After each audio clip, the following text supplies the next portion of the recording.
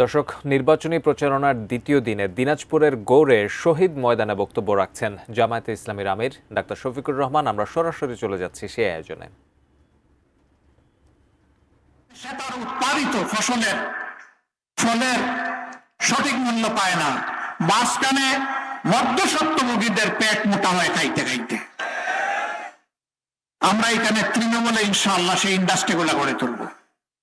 লাভ দুটি হবে, কৃষকরা উৎসাহিত হবে উৎপাদনের ক্ষেত্রে, আর বিপুল পরিমাণ কর্মসংস্থানের ব্যবস্থা হবে আমাদের যুবকদের। আমরা তিনটা জিনিস সকল টাউনে, বড় টাউনে নিশ্চিত করতে চাই।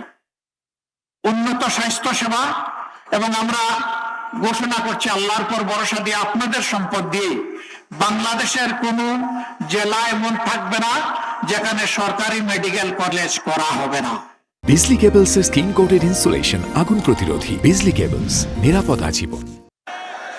আপনাদের এখানে আছে, কিন্তু পাশে নাই ঠাকুরগাঁও, নাই পঞ্চগড়ে, ইনশাল্লাহ একটাও বাদ যাবে না।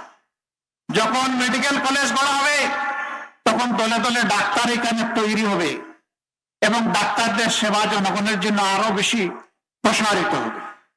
তখন আমরা স্পেশালাইজড হসপিটাল করারও চিন্তা করতে পারবো। এখন তো উপাদান নাই, কি দিয়ে করব?